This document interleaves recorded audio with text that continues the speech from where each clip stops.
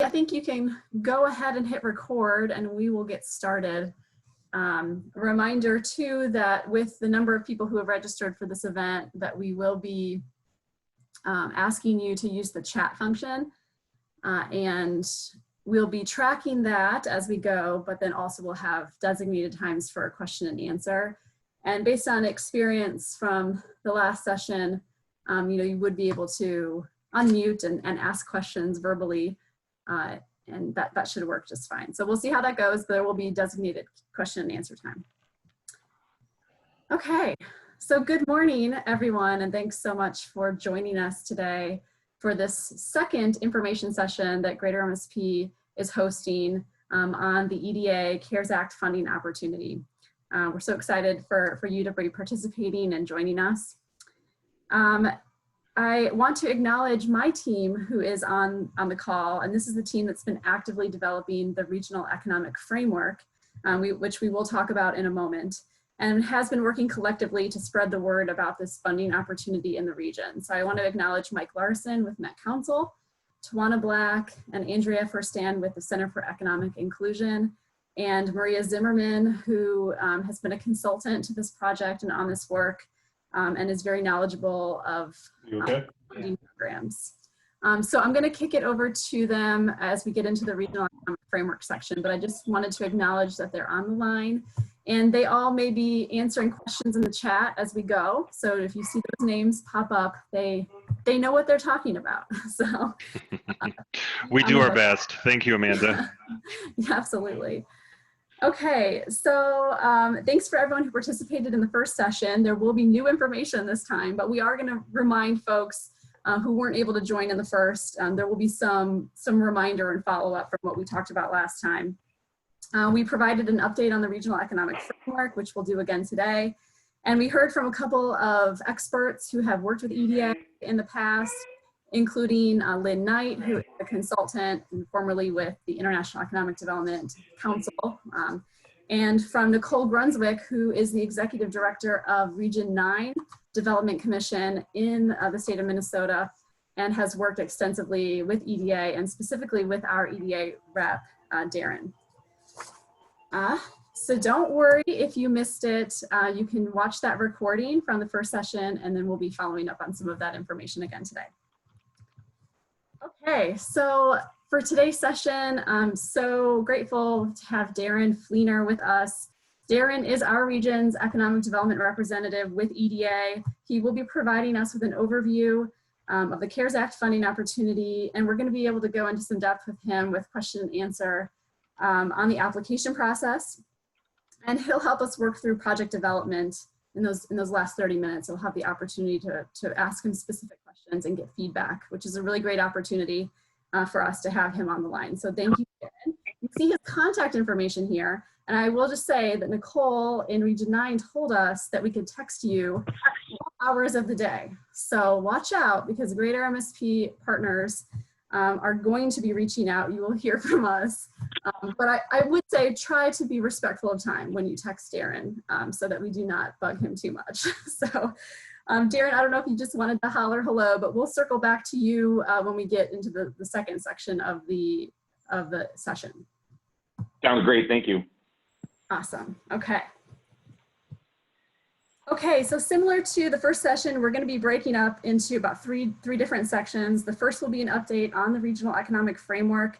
This document is our region's comprehensive economic development strategy. So it'll be important for you to know the details of this document if you are considering submitting a funding application to EDA. So we'll get into the details of that in a moment. Tawana Black with the Center for Economic Inclusion, she's going to provide an important update on how racial justice and racial equity are represented in the framework. And building this document in the midst of COVID-19 and this movement that has heightened our focus and awareness on racial economic injustices in the region has allowed us to be pretty explicit in this document. And so I'm excited to hear from Tawana about how the approach that was taken to ensure that we are representing that aspect of our region adequately within the document. I'll then ask Mike Larson with Met Council to give an update on the public review and comment process. I know many of you have been waiting to get a chance to see this document. We are just finalizing the drafting, and it will be open for public review coming up soon. And so Mike is going to give us more details on how you're going to be able to do that. So Met Council is the adopting entity. So part of that update is going to be when the document will be adopted, which is a requirement of EDA. And just to kind of kick that off, know that EDA is aware, well, certainly Darrin's on the line, so he's aware now, but they're aware that we are actively working to get this document to adoption, and that there is some flexibility, as they review applications, understanding that applications may be coming in the midst of this time period when we're getting to adoption. So if you have any questions about that or concerns, we can talk about that in the QA section of our talk. Okay, so for the second part of the session, we'll hear from Darrin, as I said, and then I'll have some questions for him. It'll be more of a moderated conversation with questions I know many folks are asking about the application process. And then we'll wrap up with a QA period where you can ask your questions and we can have some opportunity to hear what others are thinking about. I know many partners in the region right now are just trying to understand, I have something, should I be a lead applicant? Should I partner with somebody who's doing something? Is the work that I'm doing similar to work others are doing? So I'm hopeful that this period of time may be an opportunity for some more conversation about things like that. Okay, there's a lot to cover, so we're gonna jump right in. Okay, so first, the Regional Economic Framework. So we are referring to this as the framework. So from now on, I'll be calling it the framework, but know that this is the document that is our region's comprehensive economic development strategy, or meets that requirement per EDA. There's some nuance there. We are not a formal EDA designated economic development district, so we don't have to have a comprehensive economic development strategy approved by EDA, but we do have to follow their guidelines in order to qualify for funding. And so know that when we talk about the framework, this is the document that you would attach to your application for funding to EDA. And they are going to be looking for that consistency and relevancy between what is our regional economic development strategy, and then what are you looking for funding support through a project. So a few just key highlights of the document. And again, I know, many of you have seen the snapshot of the framework document that came out after the first session. That will be available again after this session, and in a follow-up email, you'll have a link to that document. That's a really great resource as you're waiting, to see the full document once it becomes available. So, we're aware that everyone is eager to see this. We are confident that we're going to be able to push forward on this work because so much has already been done already. And just as a reminder, Greater MSP, the partnership, has been working on a regional strategy for over a year now. And through a great deal of engagement with partners in the region, we have developed 9 core strategic priorities for the region. And that's really what makes up the strategic action plan within this framework document. And when you add on to that the comprehensive planning from Met Council, so much of this document is bringing together a lot of existing solid work. And our plan of really getting something prepared and ready for you to use to qualify for funding, and knowing that we confidently could have something ready in a pretty short time period of working on it and getting it prepared, we've gained that confidence because so much work has already been done. So that's just a good reminder that while we've been rushing to have something ready to not leave anyone out from qualifying for funding, but there's a lot of foundational work that is built into this document. So just as a reminder, the framework is being designed and developed to serve as our comprehensive economic development strategy for EDA's purposes, which is a prerequisite for accessing funding through EDA. Again, it is considered a SEDS alternative because we are not a formal economic development district, but it meets the same content requirements that EDA has for SEDS. Our document covers the 7-county metro area, so the 7 counties that are included in Met Council's jurisdiction. There are counties that are in the 15-county metro area that Greater MSP covers, but they are, the counties that are outside that core 7-county territory are covered by similar documents for their respective regions. So no one in the 15-county metro area is not covered by a SEDS.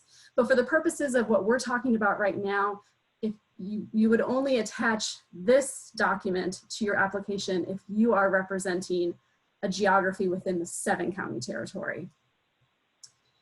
Just a reminder too, and I just said this really, but the organization of this document is built upon a lot of existing work. So the regional strategy and the Thrive 2040 comprehensive plan, and so much of the additional insight and information that is coming from the Center for Economic Inclusion to ensure that we're representing that aspect of our region well.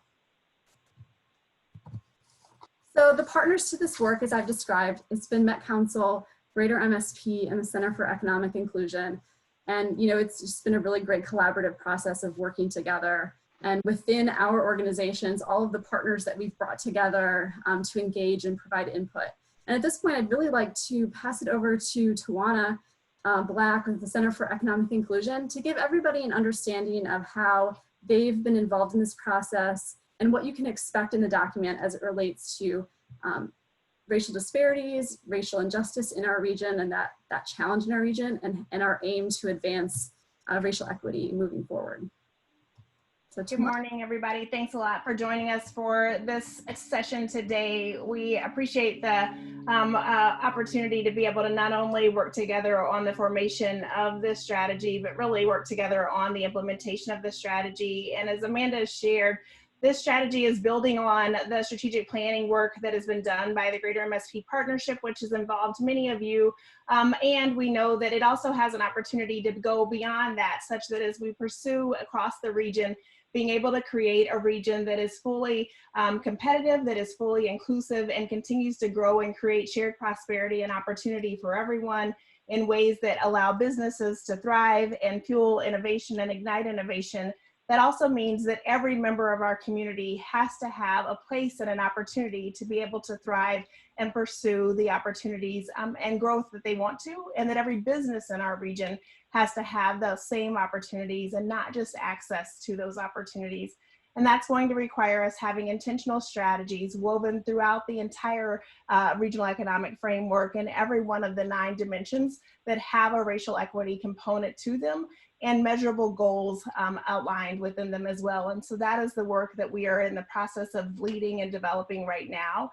And so we also want to encourage you today, if you haven't downloaded the most recent and current version of the framework, be sure that you do that, because the team has been spending time both taking in the input from each of you, as well as the constructs that we have throughout the region already established, to be sure that those frameworks are put in, that we have not only the spirit of inclusion included, but also measurable intentional goals and actions, and that the language speaks to the conscious action that's required within each of our institutions in order to drive anti-racist action, and to be able to measure that over time in ways that our data suggests will not only start to eradicate the deeply entrenched economic injustice that exists in our region, but also that will stimulate economic growth for the entire Minneapolis-Saint Paul region.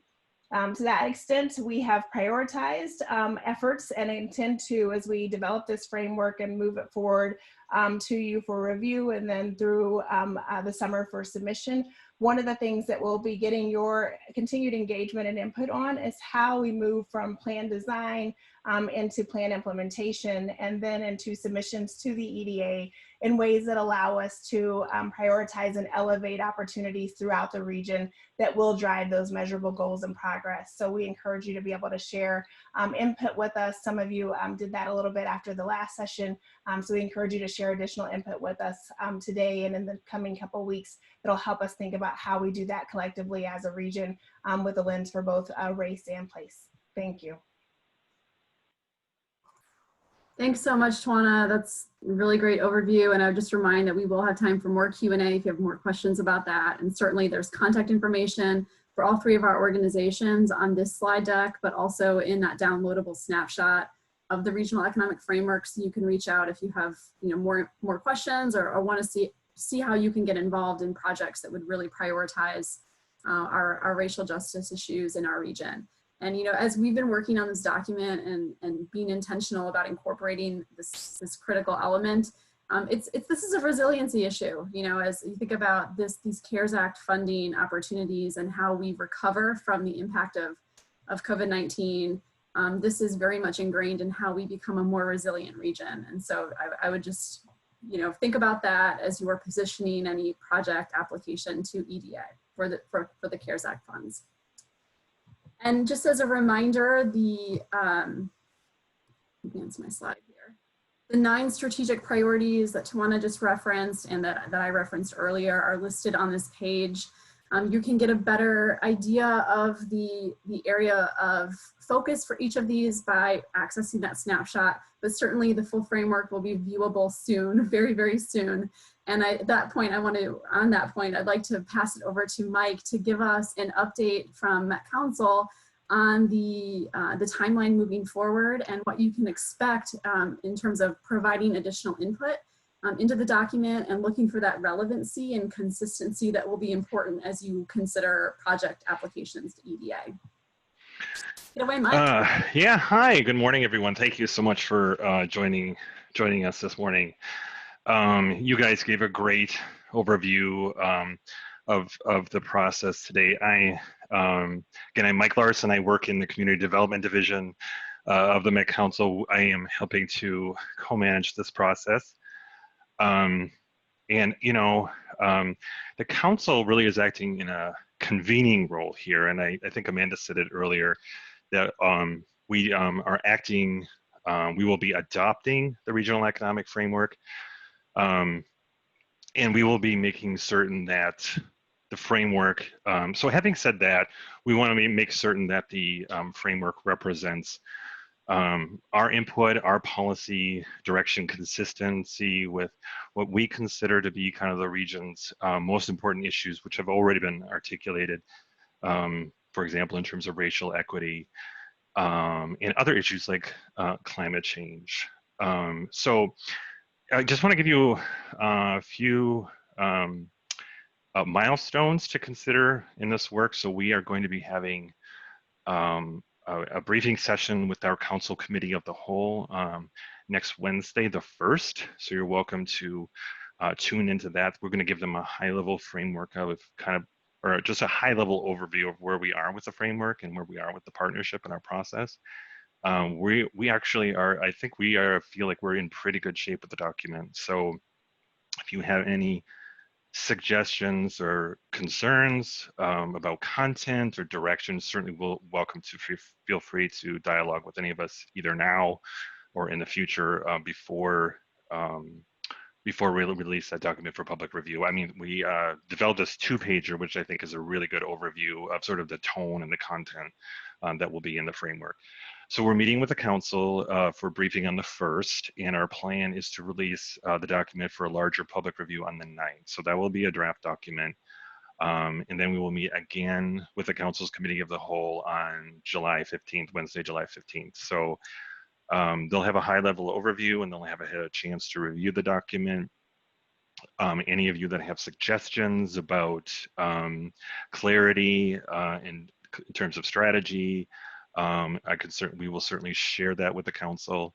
We will keep that public review period open through the end of the month to give us a little time to react to the input that we've gotten from the council and from stakeholders such as yourselves, and then to wrap that up into a document for formal adoption on August 12th.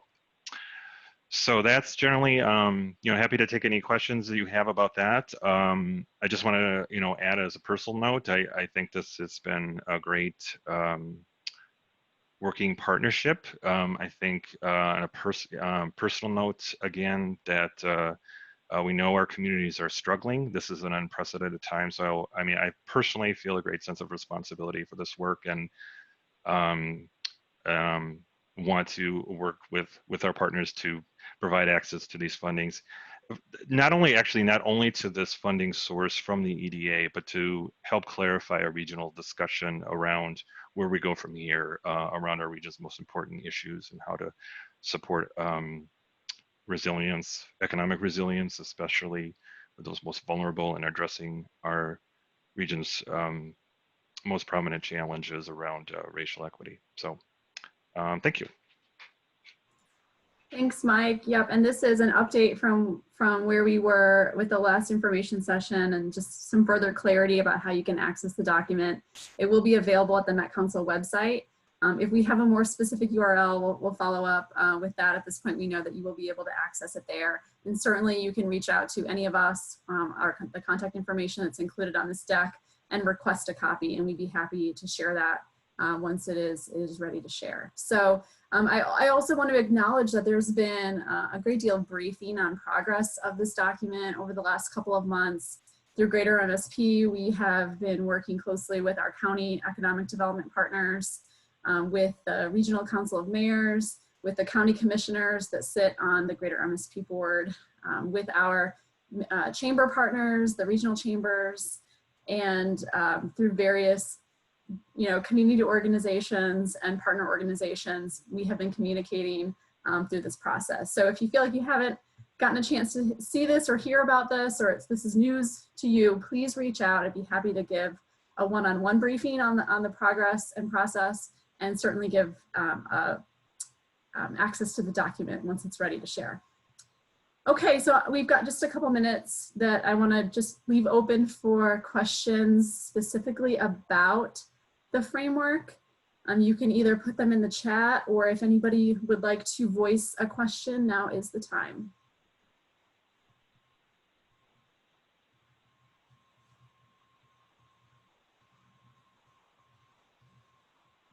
Okay.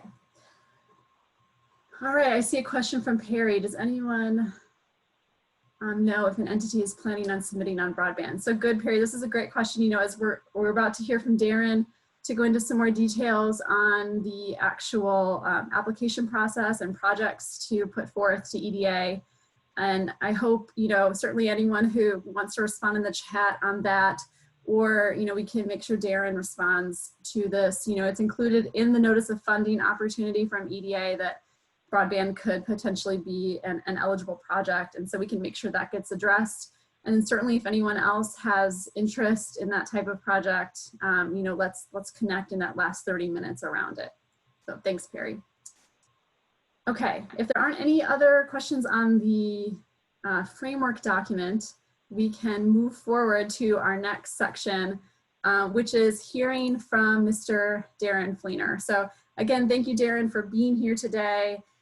Darrin is our regional representative. He is our point of contact around any funding opportunity through the CARES Act funding, but through the disaster recovery funding, the Public Works and Economic Adjustment Assistance programs at EDA. So we're looking for from you, and then we'll open it up into some more moderated questions, but feel free to go ahead and share with us what you can on what's going on.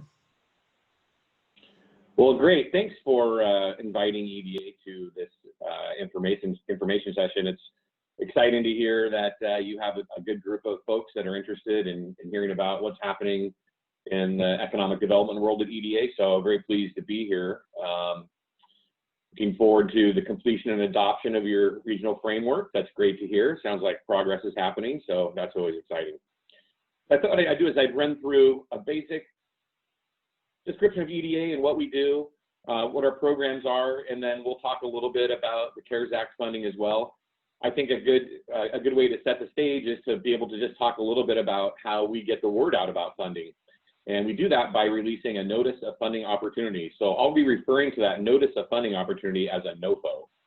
And we have different NOFOs for our programming. Each time Congress gives us an allocation of funding, an appropriation, then we create a NOFO, and that's really the guidelines that direct how we spend that money, what the criteria are, and any other special instructions that we would have in addition to our regular programming. So today we're going to talk about regular EDA, Public Works, Economic Adjustment Assistance, and then our 2 planning programs.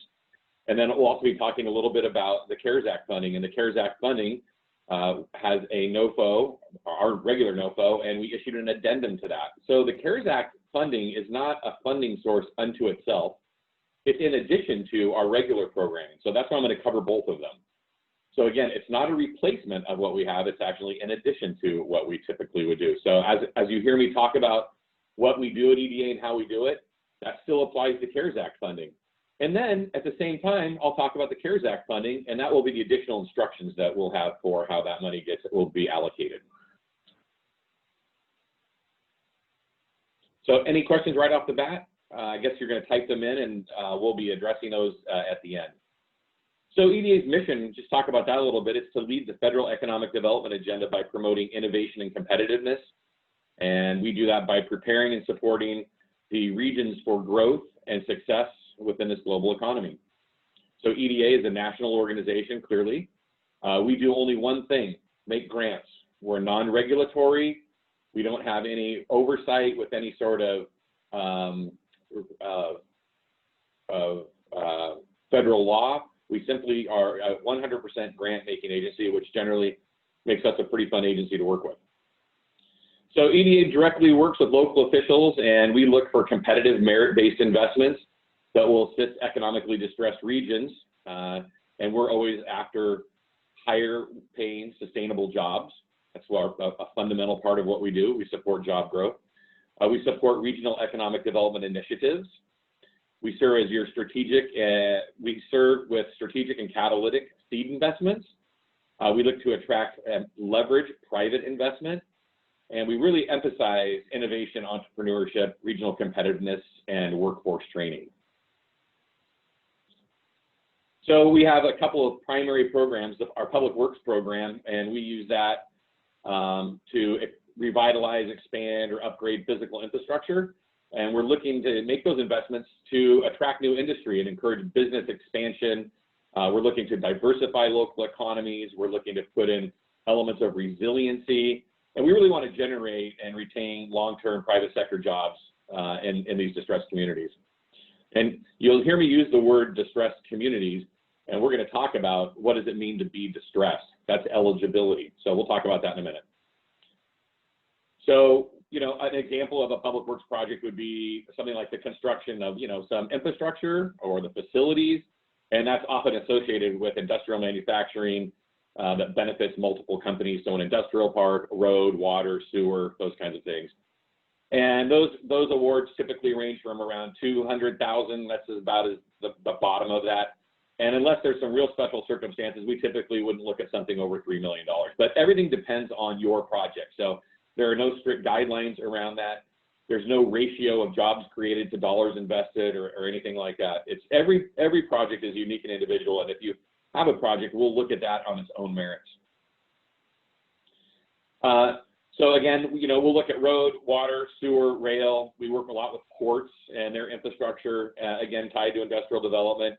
We construct incubators, accelerators, workforce development facilities.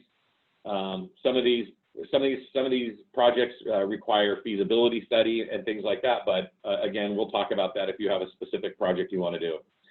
And then we have our Economic Adjustment Assistance Program, and that is what through the CARES Act funding is going to be spent through. So pay special attention to this section because this is around the CARES Act. So the Economic Adjustment Assistance Program is to assist in designing and implementing strategies to bring about change into an economy and focus on areas that have experienced or are under threat of serious structural damage to the underlying economic base. And so what are some of those things? Okay, we're looking at chronic unemployment, loss of major employers or natural disasters, a pandemic. We're looking to invest in revolving loan funds. We'll look at strategies, and this will include the supplemental, which was the CARES Act addition to our NOFO, and that's the 4 pages at the end of our NOFO. And again, with economic adjustment assistance, we'll look at water, sewer, rail, port infrastructure. We're looking for anything, you know, specialized equipment. Again, we'll work with to construct incubators, accelerators, any kind of workforce development facilities, and then strategies. And the key to that is creating a nexus to the COVID, and that's described, I think, pretty adequately in the notice of funding opportunity. And what we're looking for is that in that is a description of the economic impact of the region from the coronavirus pandemic. And we really ask you to describe how the proposed project scope of work will respond to the impacts. And we're looking to especially support recovery and resiliency efforts. And so that's really kind of the crux of the nexus. How does your project address the impact of the region from the coronavirus pandemic?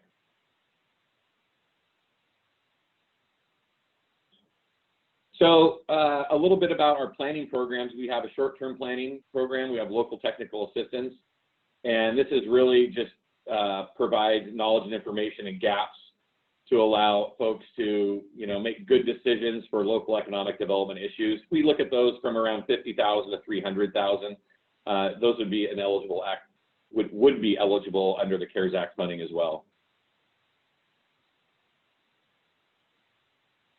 We talked a little bit about consistency with the regional strategy, and I know that the framework's being worked on and finalized, so we're going to just keep marching forward with any projects that you have, and we'll address that when the time comes for application.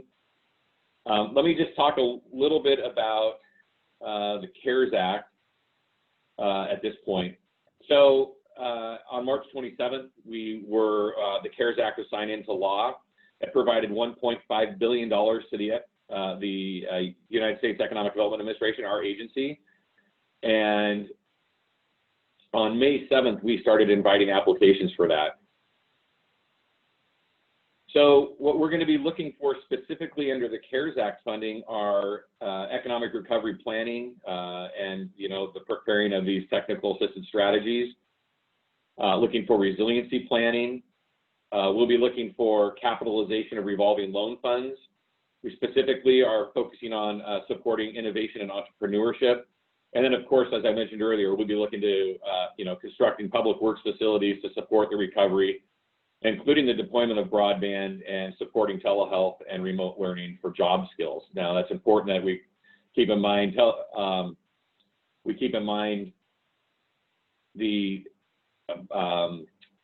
job skills and remote learning is really focused on the adult workforce. And so, if you have a broadband project, we can talk about that more in detail, but I want to keep in mind that remote learning means that we're looking to support adults in the adult labor force. So as it relates to eligibility, I mentioned that earlier. Eligibility is criteria that you have to come to EDA, and under normal circumstances, you would have to demonstrate a low per capita income or a high unemployment rate, or meet one of our special need criteria. And there are several listed in the NOFO that you can review. One of the things that we have under eligibility and special need is economic injury from the coronavirus pandemic. So at this economic injury, we actually have national eligibility. The first time that I'm aware that the entire nation's been eligible for EDA. So you can imagine there is a high level of competition for these funds. And again, you'll be required to clearly explain in the application how this project that you would be proposing would prevent, would prepare for, and respond to the coronavirus or to the economic injury as a result of the coronavirus. So eligible applicants would include a district organization. I know earlier we talked about an EDA economic development district, which this area is not, so that would not apply. But we also will be accepting applications from Indian tribes or consortiums of Indian tribes, and then state, county, city, or other political subdivisions of the state. And this would also include special purpose unit of government, and then state or local government engaged in economic infrastructure development activities, or a consortium of the political subdivisions. We'll accept applications from institutions of higher education, and then we'll be looking for public or private nonprofit organizations in association and cooperation with the local political subdivision of the state. So if you're a nonprofit, you have to be working in consortium with your local unit of government that you serve. We're looking specifically to make investments in opportunity zones. So if your project is in an opportunity zone, that will receive investment priority. And again, we'll be looking for ones that are also adjacent to opportunity zones that primarily serve the opportunity zone. Okay, the last thing I wanted to mention was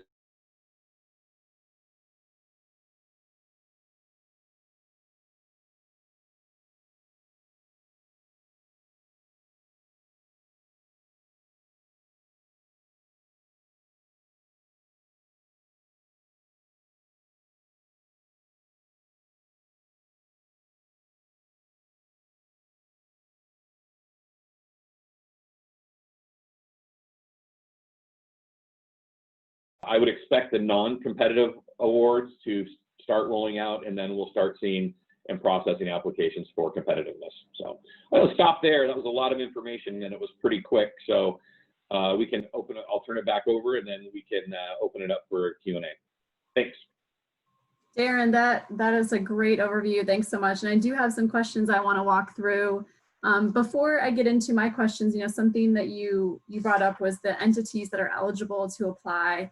And I just wanted to reiterate that funds cannot go directly to private businesses. That's something that we've been asked over time, that is not an eligible entity that can apply for funds, but that revolving loan funds building a revolving loan fund or capitalizing a revolving loan fund would be a way to get money from an eligible entity to private businesses. So I don't know if you had anything else you wanted to share about that, but that's something that has come up in questions in the past. Yeah, no, I think, we can cover that more through the Q&A, and I'll be able to speak to, the things we can't do. I'll be able to speak to what makes a competitive application. I'll talk about matching share and things like that. Unless you want me just to go ahead and do that now, it's up to you. Well, we can hold off. I'll run through my questions. You can answer the ones you feel comfortable with, and then we'll open it back up. So you answered my first question, which was really about where you are right now. There's been a lot of pressure about how fast do we need to get something in, because we know it's a competitive program, or at least what we're eligible for is competitive, and that the entire US is eligible. And so there's been some sense of urgency here to move forward. So thank you for giving an update on where you are in the process, and the knowledge around the 120 million or so that is available for competitive grants within our Chicago region is really helpful. Can you give us any examples of, or any insight you're getting as these initial reviews of applications that are coming in? Anything that you're seeing in the response that would be a key theme, or something that would be helpful as folks in our region are considering this opportunity? Well, again, it's important, I think, and that's a great question, and I'm super glad you asked that, because I think that will help people think about what kind of projects they want to invest. So I'll just go back to where I started with, which was that, EDA still has our existing NOFO, and that the CARES Act funding was an addendum to that NOFO. So if I were to say, I'll give you a little inside baseball on, what we're going to be looking for and what the priorities are, I would hit EDA's website at eda.gov, and I would look at our funding priorities. Our number one funding priority is recovery and resilience. But we talk about foreign direct investment, we talk about exporting, we talk about workforce training, we talk about critical infrastructure. So those are some of our key investment priorities. I would definitely read through some of those, and the better you can align with those, I think the better off you're going to be. But then also it's going to be really important to be able to make a strong and convincing argument in your application that what you're proposing directly speaks to the economic injury or preventing the economic injury of the pandemic. We have not received a lot of applications in, so I can tell you I cover the state of Illinois and the state of Minnesota, but from the project discussions I'm having, I'm seeing a lot of excitement around workforce training, which is a priority for us. We typically would see a lot of projects that involve a high number of, 200, 300, 400 jobs being created, and a lot of private leveraged investment. That really isn't, I'm not seeing a lot of that but you know, we're seeing a lot of requests around revolving loan funds. We're seeing some requests around broadband. I think that for areas that have rural service areas, you know, they're really, this has really highlighted the delta in connectivity, and not just connectivity, but the level and quality of connectivity. So we're seeing some things around that. And then, you know, we've heard a lot actually from folks like visitors and convention bureaus. You know, there's a lot of tourism impacts around the country. And so, you know, those are a little more difficult for us, not typical, but, you know, there's really no project I don't want to hear about. Obviously, every project's not going to be able to go forward and be funded, but, you know, certainly are willing to have those discussions, so.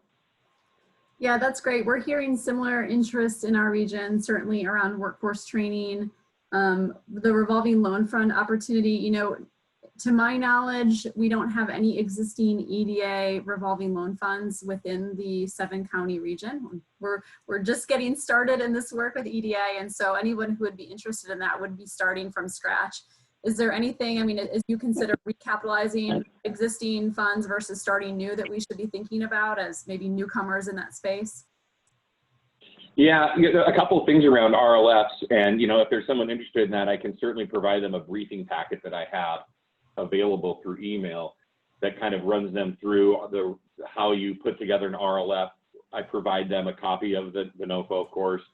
Our regulations that govern those, and then also you would be required to create an RLF plan. So I give guidance on that, as well as a website where someone who's interested can go look and see, you know, what kind of a lift will it be for me to write this RLF plan. And this website has some example plans on them, so you're able to kind of look through those things. We are really looking to not recapitalize an RLF, but we're looking more to create a new RLF. And our priority, and there's a lot of interest in this, our priority would be to work with an existing RLF operator, someone that has experience in RLF. They've got their program up and running. They have kind of that critical infrastructure to facilitate the loans in place and things like that. So those are the kind of the priority areas we'll be looking at in the RLF program side. Okay. And as we said, broadband has come up, and I like your point about really tying that to the adult workforce and really job creation. That seems to be a really critical aspect of distinguishing a broadband infrastructure project from just simply, you know, improving access to the general public. That having that job creation tie is really important for EDA. Yeah, I think it's important to remember around broadband that the CARES Act funding is, of course, an opportunity to apply for a grant for broadband, and that perks up everybody's ears. But what I think you have to really focus on, and what I would like to counsel anyone who's interested in seeking a broadband project, would be to ensure that they've read the 4-page addendum to the CARES Act NOFO to truly understand the justification for the expansion of the broadband. And that is really to address the injury of the pandemic. And I think that may prove to be somewhat challenging, but again, if there's any broadband project, I would like to have a discussion with the potential applicant on that, so we can really run through the merits of that. One thing that comes to mind as I'm thinking about the broadband project is that while we have national eligibility, I would just want to remind everybody that we also have a high level of competition. So while we may be able to work with a potential applicant and find an eligible project, then that project also has to demonstrate its competitiveness. And we are going to be awarding these grants on a competitive basis. And so it's not just enough to say that we have an eligible project, but then we need to be working in partnership with the applicant and EDA and whoever else, what other partners are in on the project, to say, okay, great, now that we have established an eligible project, now how do we work to demonstrate its competitiveness? And that's where it's really important that you look at the investment priorities, you look at our existing NOFO, and you also look at the addendum to the NOFO, because in there is all of the priority areas in which EDA is looking to invest. And the more of those we can hit, the better. So for instance, we have a CARES Act project, okay, and it is going to directly retrain displaced workers, good. But those workers also are in an opportunity zone, better. So, you know, the more we can start stacking those areas of competitiveness, the more competitive you have an application. That's a great point. And I know Maria provided some information in the chat about the opportunity zones. We have a map that identifies, well, it layers the census tracts in our region that meet EDA's distress criteria, and it layers the opportunity zones on there. So if you're looking for that information, it will be included in the framework document, and we can provide you a copy of that map even sooner. So we recognize that that's really important. And we have areas of distress that we're not only already distressed economically, are in opportunity zones, but are being disproportionately impacted right now, both by COVID and the social unrest that has happened in our region. And so we see that just great opportunity for making an impact in those areas.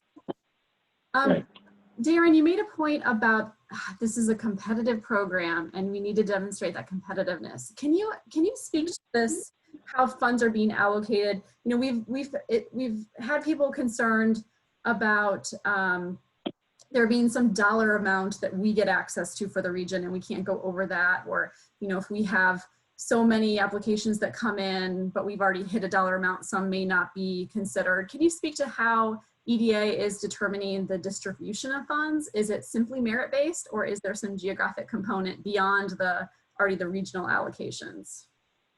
Well, you know, distribution is going to be important. So I'm not aware that there have been actual targets that have been set for, you know, we're going to spend this much money in this place.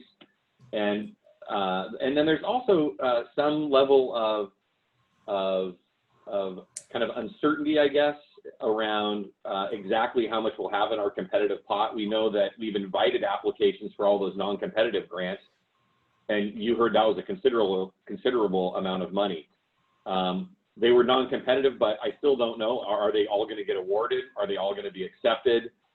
If you have an RLF, part of the RLF is how there's a distribution schedule. If you don't meet that distribution schedule, then some of that money will come back to EDA. So, you know, we have this pot of money that we're starting with, and you know, where that ends up, is there going to be additional appropriations from Congress? You know, there's discussions of another bill being put together by the Congress. Will that include anything for EDA? I don't know. So the amount of money, you know, is uncertain.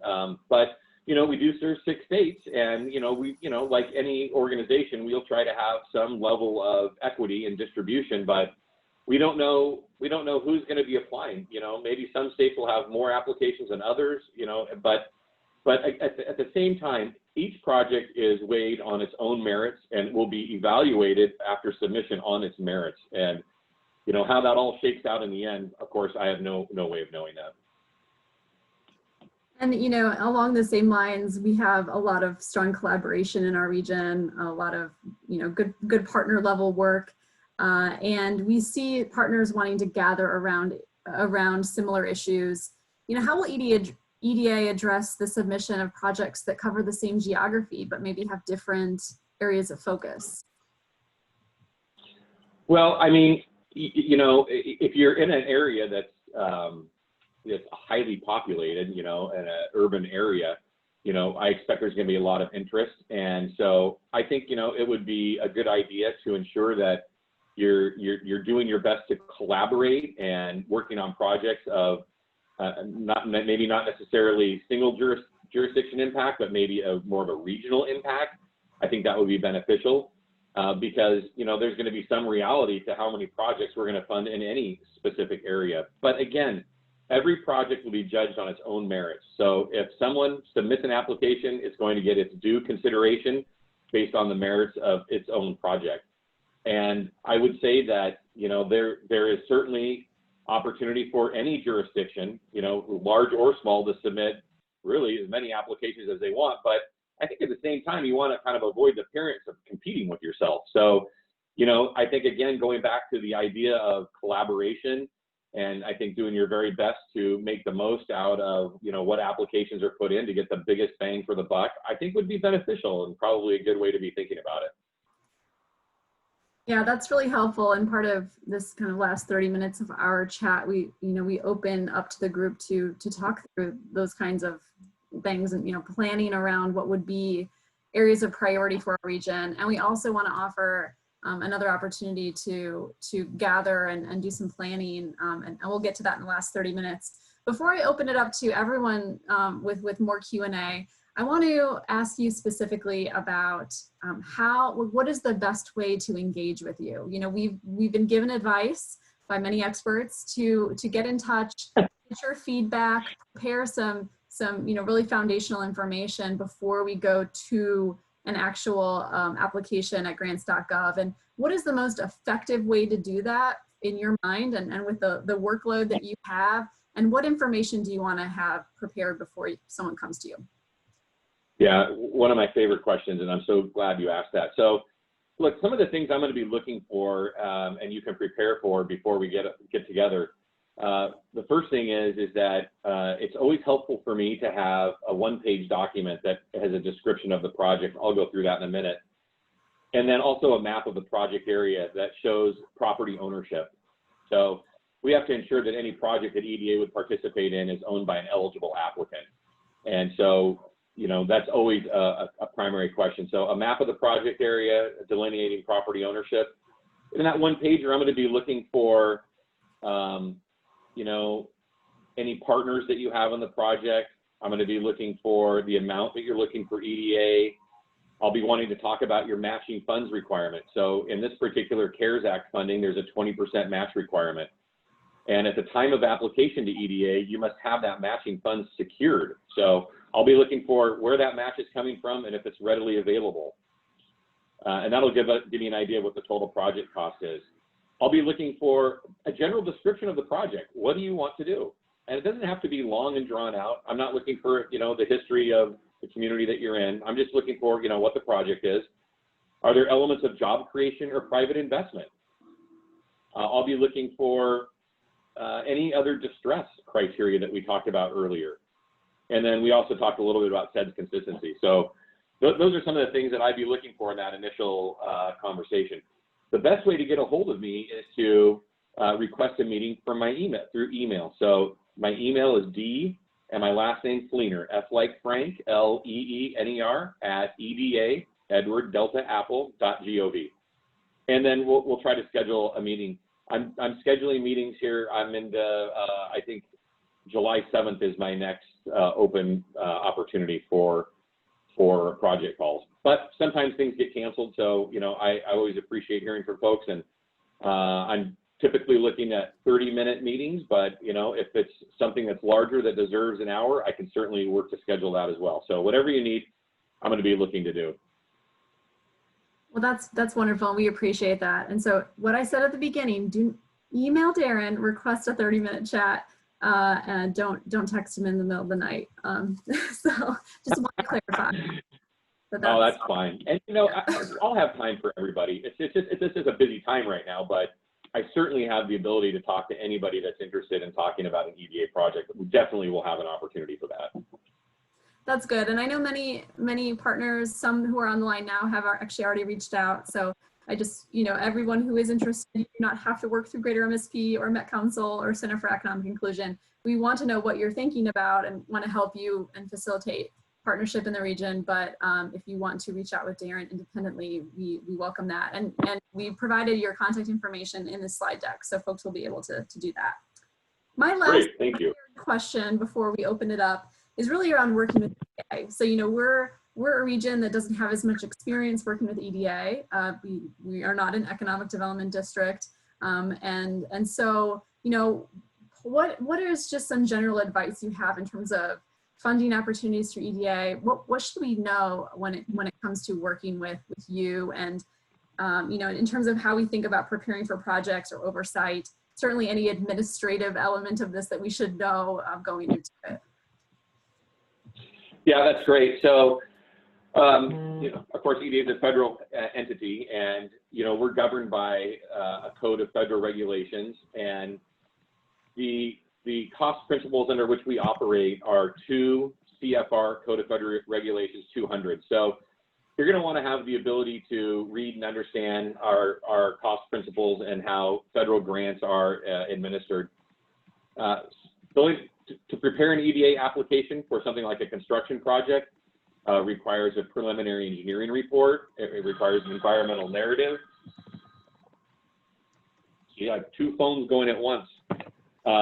It requires an environmental narrative, and it's a little bit of a lift. So, you know, a preliminary engineering report can cost several $1,000s. You got to be prepared to pay for that. EDA cannot pay for the preparation of an application. The environmental narrative, there's procurement requirements around bringing an engineer on board.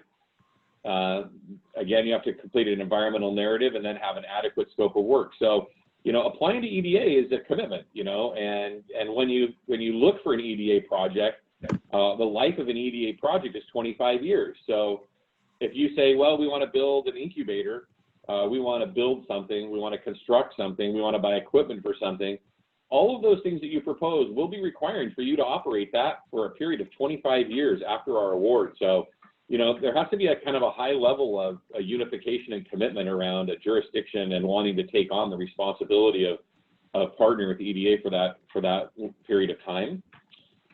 So I think that that's something to be thinking about just in the preparation of an application. We have public notice requirements. So just to say that, you know, it's a commitment to go after an EDA grant. And, you know, I'm always going to be available to provide technical assistance, but thinking about, okay, who in my project team has the ability and knowledge to, you know, maybe you've not ever filled out an EDA grant, but have you ever filled out a federal grant, or have you ever written a grant? And, you know, thinking about what the commitment of that is. You know, if you come to EDA, you're going to need a taxpayer ID number and a DUNS number. That's a required part of our application. We'll be requesting copies of your audit if you're subject to the single audit requirement. So there's some technical aspects to that as well. We'll be requiring a resolution of your governing board. That's a part of applying to EDA, committing your matching funds and authorizing the submission of the application, and we'll be working through that. So there's just a number of things that I think you should be thinking about preparing for. There's also a few things I want to mention that EDA cannot do, and I want to make sure that I get those in front of you as well. So we don't do anything with housing projects. Anything associated with residential housing, that's just not in our alley. That belongs to housing and urban development. Again, we don't do anything really much with K through 12. I mean, depending on what it is, but typically Department of Education. So you kind of think about, is my project really an economic development project, or is it something that maybe belongs with a different federal agency? And I can help vet that out with you. I would also offer that we have someone in our office called an economic integrator, and this individual's sole job is to connect potential partners of EDA who don't meet EDA's requirements, find the correct federal agency to be working with. So that's a really great service, and I might say, oh, that's really not an EDA project. That's a FEMA project. Okay, well then we'll get you hooked up with our integrator, and we'll find out who your FEMA contact is, and we'll get you all set up with them so you can start the conversation with the federal agency that's best suited to help you solve your problem. We don't do any pass-through of public funds to directly benefit a private company. So the only way, as was mentioned earlier, that EDA touches a private company is by providing the things that the private company needs to make their investment and create their jobs. And the other one is that, you know, of course, we offer an RLF program. And while that money is loaned to that business, the money has to be paid back. And technically, that money always belongs to the eligible applicant. They're clearly just loaning it to get it back. So that assists that company in, you know, accomplishing their mission of creating jobs and creating wealth and all those good things that those companies do. But always keep in mind that that money belongs to an eligible applicant. So again, we won't make any awards to any for-profit organizations. I went through the list of eligible applicants before. We can't work with any project, no infrastructure buildings on any land that was acquired, even if it was 50 years ago, through eminent domain. We're strictly prohibited from that. We don't do any grant awards to nonprofits that would be used to purchase any equity stakes in for-profit entities. And then three other things that we don't participate in, which would be golf courses, swimming pools, or anything to do with a casino. So there's a little heads up. And just to confirm, nothing to do with a casino, even if it's on tribal land? Correct. Okay. Okay, well, that's very helpful. And I know, you know, as you've described more about the construction with the application process, the complexity of a construction application, that, you know, there is kind of a slightly different application for non-construction projects that maybe aren't quite as intense with the documentation. And I know many who are on the call today are, while we do have a few who are very much interested in infrastructure, are a lot of non-infrastructure, non-construction potential projects in our region. So I did just want to point out anyone who's on and worried about that documentation around construction, that wouldn't be the same when it came to non-construction projects. Yeah, I mean, that's a great point, and thanks for bringing that up. One of the things that I'm reminded of when you talked about that is oftentimes we're approached to help participate in programming. So we need money to run the program. Really, the only time EDA would do that is through a demonstration project. So there's a project that I'm working with right now, which is a career connections program where a local technical college is working to advance the connection between their newly trained workforce and the industries in their area that they serve, and ensuring that they're doing everything they need to be doing to get these folks placed and in jobs, specifically the folks that have been dislocated because of COVID. So you heard that nexus in there. And so they're proposing a pilot program of 2 years, and then we have a commitment from the college president that says when that 2-year period is over, they'll sustain the program indefinitely. So again, really the only time we'll participate in programming is when it's a demonstration project, and then there's a commitment of sustainability on the backside of that.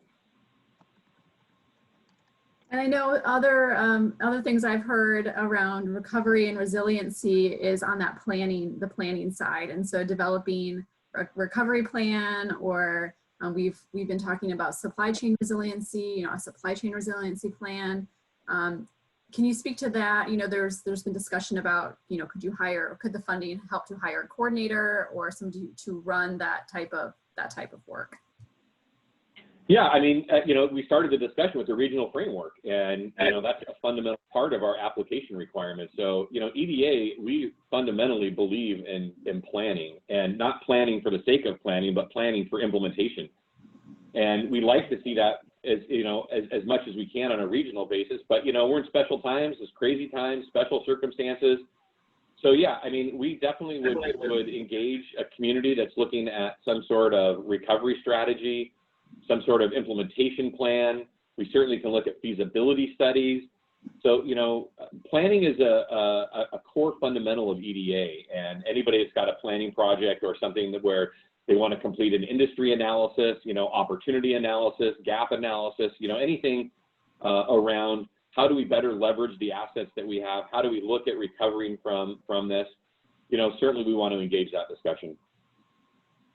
Perfect. Okay, so I'm going to open it up to the group for questions. It's been, there's been some coming through the chat, but I also want, you know, anyone who's interested in voicing a question.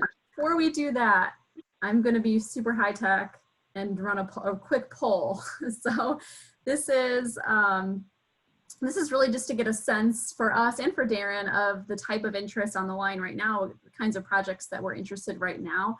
It'll also give us, Greater MSP and Met Council, Center for Economic Inclusion, some more insight into how we can help support you continuing over the next few weeks to get even better prepared. So I'm going to open this up and quickly ask you, there's 2 questions. So the first question is, which project areas are you considering for submitting to EDA for CARES Act funding? So we did keep this specific to CARES Act funding. We do want to acknowledge there are other, you know, other ways that you could be submitting to EDA, but specifically for CARES Act funding, you know, here's a list of options. You can pick more than one, but we have here, you know, this recovery or resiliency planning or strategy development, a focus on racial justice, equity program initiatives, revolving loan fund, workforce, we talked about that, workforce development and training, a construction or infrastructure related project, and that would include broadband, but also you know, construction of building or other utility extension. And then if it just, what you're thinking just simply doesn't fit within any of those categories, in the other. The second question, if you're moving on, would be, you know, would you be interested in a more planning focused session like this where we could collaborate and talk about potential project ideas? And there's kind of two different ways to say yes. One, yes, I want to be a lead applicant, my entity, and we're just, you know, really curious to hear what others are thinking. But then, yes, I'm interested. I don't think my entity would be a lead applicant, but I want to hear what others are considering. So I'll let this run for just a little bit of time here, see what kind of focus we have. All right, so we're seeing several in the construction infrastructure space, kind of across the board here. We don't have a real clear leader, although a little bit more on the construction infrastructure space. And then it sounds like, yes, we would be interested in some more planning support. I'm gonna give this just another bit of time here to make sure everybody gets represented. And think now, if you have any questions that you want to ask Darrin, you know, you can put something in the chat, or you know, if you want to kind of get teed up to ask a question, if you want to turn your video on, just so I see you and know that you're interested in asking a question. So Darrin, it looks like we have kind of a slight majority in the construction infrastructure space, and we have also strong interest in workforce development and training, recovery and resiliency planning, and then the revolving loan fund. Great. I do want to point out, you know, we have this racial justice and equity as its own category, but really that can be built into any application. And as we kicked off, that is extremely consistent with our regional economic framework, that we show that and prioritize that in applications. You know, Darrin, I don't know, as you've been listening to us and what you know about our region and what we're dealing with right now, you know, if there's a way you want to speak to how we represent that in an application so that we're ensuring consistency, relevancy with the framework, but also in being clear in that demonstrated nexus with COVID. That was kind of a complex question, but yeah, you know, you kind of cut out a little bit in the middle of it, so I'm not sure I got the gist of the question.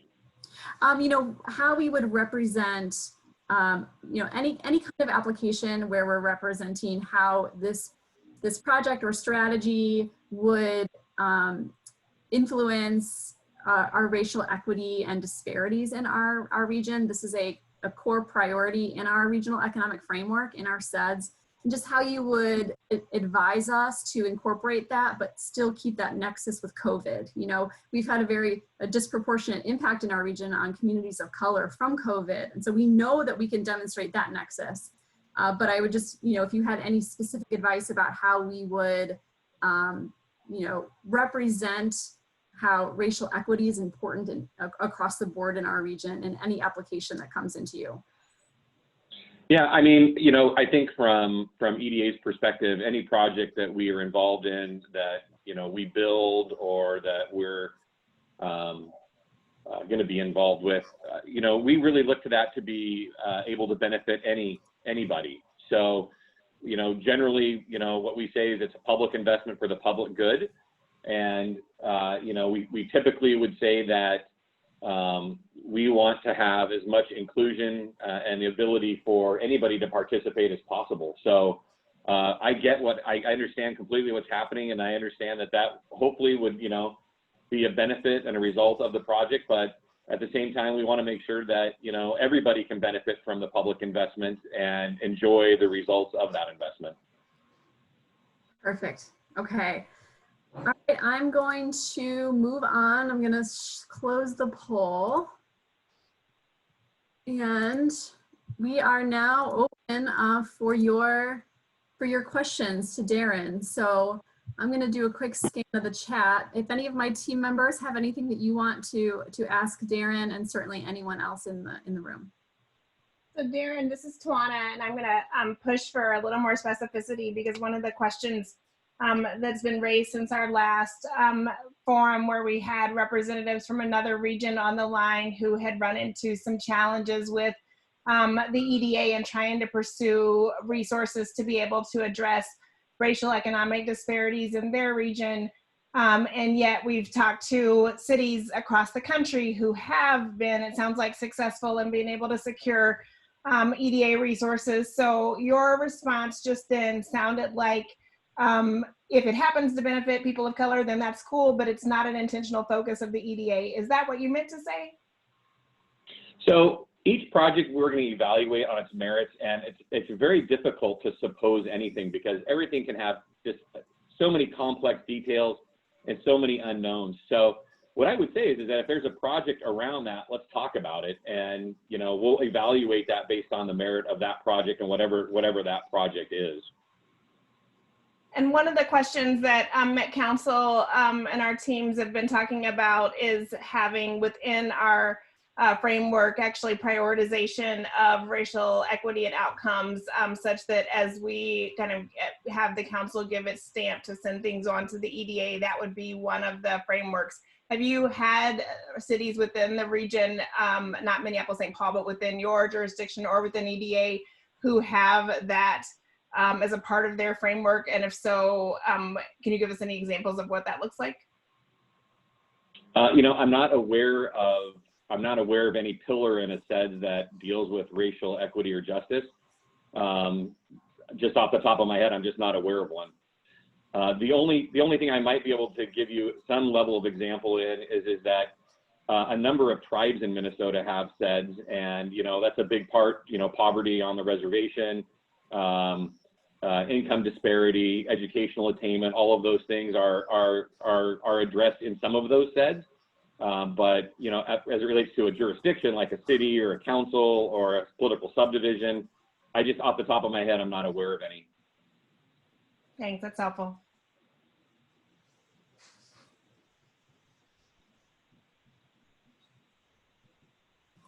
So now is a great time for anyone interested in sharing some ideas with Darrin. He can provide live feedback. You do not have to wait until after July 7th to get some time with him. And this is a great time also to hear, to voice some ideas where others may be able to, voice similar ideas. I would just encourage anyone who has something in mind to bring it up with Darrin. We have a great opportunity, and I see Deb. So Deb Broberg, go for it. You're on mute, Deb. You're on mute. Indeed I am. There I am. Sorry about that. Darrin, thank you so much for being with us. My question pertains to the talent pipeline overall. So I'm real clear, Darrin, that this funding is not available to private sector employers. But are you aware of any other regions within your jurisdiction or other states across the country who have taken advantage of opportunities to what's up? Employer collaboratives and try to influence the talent supply, knowing that the pipeline's been so completely disruptive? There are programs that really facilitate a focused effort to bring groups of like-minded employers together to rethink policy, practice, and talent sourcing. Are you familiar with any initiatives like that that have been aligned with this type of funding? Yeah, I've not in the month or so that I've been sourcing projects, and I've not run across that yet. Most of the discussions that I've been having and that I'm aware of around talent and the talent pipeline have really been around addressing workforce training programs to retool, not just to look at the existing workforce that was impacted by COVID, but also, in a lot of communities, there is a lot of labor participation rates that are way higher than, or non-labor participation rates that are a lot higher than folks would like. So it's also about how do we try to get people to re-enter the workforce and get them back. And then finally, I'm hearing a lot about, delivery of workforce training and, what this new reality of social distancing means for, being able to deliver curriculum and having the ability for hands-on training for, things like welding and mechanics, right, and, those kind of nursing and those kind of things. So that's really more about what I've been seeing. I haven't heard a lot about really, policy development of talent pipeline. Thank you. I ask because to provide a little more clarity, it's great to provide training and target opportunity geographies and populations, but if you don't have a more consistent set of requirements on the employer side for those folks to really be eligible for hire, it's been my experience that can be an ongoing barrier. And so what I'm envisioning is a process that would bring employers together to tackle those issues and ideally open the gates a bit further for folks that have been underrepresented or working in other industries prior to COVID. Yeah, you know, I know in Minnesota especially, a lot of the technical and community colleges have workforce advisory boards for every industry that they serve. And those are generally made up primarily of those you know, of course, the people in the curriculum delivery, but also, you know, they're heavily influenced by the industries that they serve. So that's really the only place I'm aware of in Minnesota where that kind of discussion is taking place. But you know, private industry councils, you know, I know they exist, and I don't know to what level they're having those discussions, but I know that but those are at least something that I've engaged with in the past. Yeah, thanks, Darrin. They're very much active in Minnesota. The issue I'm finding is there's no facilitated framework to really drive consistent review of what their hiring practices and talent sourcing practices are. Yeah, I get it. Yeah, very good. Okay, thank you. There's another question that's come through the chat related to workforce, and that would be around incumbent workforce training. So training to help currently employed folks, but go through reskilling. So that's something we definitely would support. You know, we're all about the education ladder and people wanting to advance their career and, you know, making things better for them. That's something that we're always interested in supporting. We would certainly engage the discussion around, you know, what kind of a project that would be. So I guess we just kind of need more information on that, as I described earlier. Perfect. Any other workforce related questions? I know this is something that's come up a good bit in our region. You know, we've certainly been impacted, have had some hard hit industries in our region, and we recognize the future of work in our region. There's a transition happening, there's automation happening, and this need for reskilling and upskilling. I really like Deb's point about how do we bring in the private sector to collaborate around changing their hiring behavior too. So this is all, I think there's something here.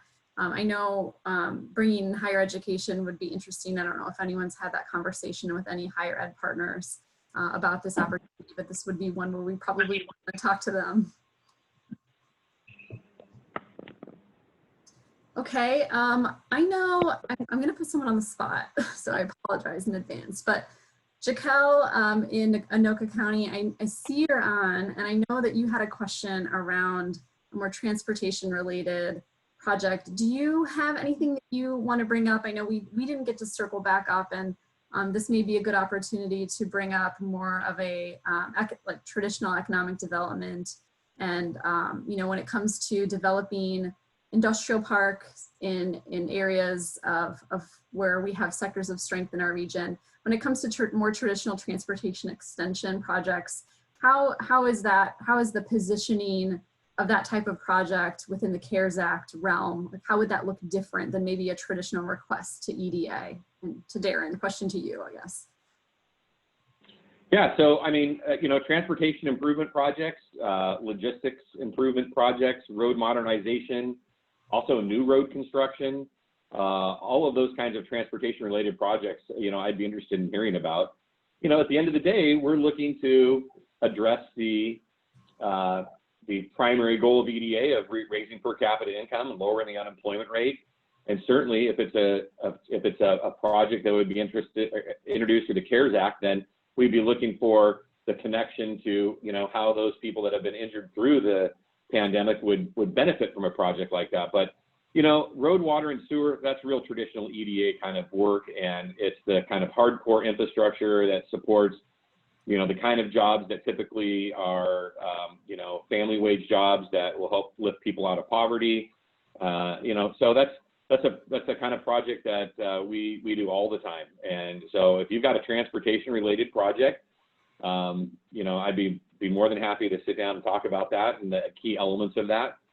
And again, you know, we're in an unusual time. So, you know, typically I would say we need a lot of job creation, a lot of private investment. Well, I don't know. Let's talk about what you have. I mean, maybe there's a transportation project that makes sense in a context of COVID recovery that might not otherwise make sense to EDA. So again, every project is so different and it's so unique. And, you know, I think through a conversation, I can ask enough questions and a series of questions that sometimes leads us to determining, you know, that's not going to be a great fit. Other times it's, let's get going on that application. So I think the most important thing is for us to, you know, get those calls scheduled and get these discussions underway. Yeah, that's great advice. Thank you, Amanda. Thanks, Darrin. This is Shaquille. Yeah, great. Thanks, Shaquille. I appreciate it. Yeah, and you know, certainly anyone who has questions, please speak up. But another question that I've heard or an idea in the community has been around supply chain resiliency. We know that this is critical. I mean, with global dynamics of supply chains changing and becoming more regionalized, that it is important from a competitiveness standpoint for us to understand where we have linkages and where we don't, where we need to fill gaps in our existing employers' supply chains. And so, you know, I'm curious if you're hearing this type of strategy work from other regions, and you know how you really differentiate being a competitive supply chain strategy when so many regions are being impacted by it similarly. Yeah, I mean, this is all new, you know. I mean, this disruption to supply chain it's relatively, you know, fresh in a lot of people's situations. And so there's been some evaluation that I've seen through some ports that we work with. And earlier this year, when we had some other economic disruptions and supply chains were interrupted through exporting, you know, there was some concern about that. And so we didn't really see any projects that came in that evaluated how to deal with those changes. But certainly, I think you can make a case that, you know, on a regional basis, especially where you have a high location quotient in some industry, and you've seen a significant disruption. Now, you know, the question is now, what are we going to do? I mean, you know, that's, I think, something we can talk about. Okay, and you know, I want to circle back quickly to the construction applications. Can you expand on site ownership requirements for construction or for any construction, like an incubator or a training site? Sure. So the way that we do that is that we have to make sure that whoever's applying, the applicant is applying, you know, has the ability to do whatever they're doing on the property in which they're proposing to do it on. So that ability can mean a couple of things. Straight up ownership, you know, we own that. But if there's some reason that, like, you know, well, we don't want to buy the land until we know that we can do the project, that's okay. You know, we can put together a letter of intent or a purchase and sale agreement, but something that demonstrates some level of site control. And then, you know, if the project moves forward, then we would say, okay, now you got to go purchase it, or you have to at least have site control, which could mean a lease for the life of the project, 25 years. But for the life of the project, you have to demonstrate that you have the ability to do the project on the property in which you're proposing to do it on. That was kind of a long answer, but did that make sense? Yeah, I think so. I mean, that seems clear to me, and certainly we can follow up. So just a couple minutes left. I just want to open it up. Any final questions, please speak up now. And certainly you can follow up with Darrin afterwards, or reach out to me or Mike or Andrea or Tawana to follow up about your interest. We heard you loud and clear on wanting more planning. So I will just say that we will schedule a date and get an invite out for another planning session. So Perry, you've got a question, go for it. Hey, thanks, Darrin, for meeting with all of us. Just so the question I have is, do you have an example of a broadband project that was submitted that you maybe in another region that is a good example of a broadband submittal? I've not seen one yet. I've talked to a number of them, like 20. But I've not seen a submittal yet. So again, we're very early on. We've not seen very many applications at this point, but I think that a lot of people are in the process of developing their applications. So Yeah, I have not seen one yet. I'm not aware of, and we generally track nationally projects that are awarded. I've not seen a broadband project that's been awarded yet under the CARES Act. So if you have a project though, let's certainly schedule a time to talk about it. We'll talk through the nuances and see if it looks right for an application to be developed. Okay, thank you so much. Appreciate it. No problem. Yeah, thanks for the question. Yep.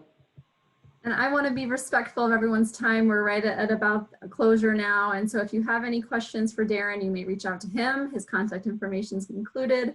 And then you have our contact information on this screen. And just a reminder on the Regional Economic Framework that we will be keeping you up to date on that progress and having access to that document through the Met Council website on July 9th. We are available for more communication around getting connected and facilitating these kinds of information sessions is something that's easy for us to do. We're also putting together a list of resources to find data that will to show that COVID nexus. I know that's something that's come up as that would be helpful. So you can reach out to me specifically if you have any questions about that. And then, Greater MSP I'll speak just for Greater MSP, and I'll leave it open to the other partners about how they want to approach this, but we would be, very happy to support with letters of support for any application that goes through to EDA. So that is the end for me. And thank you so much for participating today. We will have a follow-up email with the recording, with the slide deck, with the overview of the Regional Economic Framework. So thanks again and have a great rest of your day. And thank you, Darrin. Thank you very much for your time. Yeah, thanks, man. I appreciate your time. Yep, thanks so much. Okay.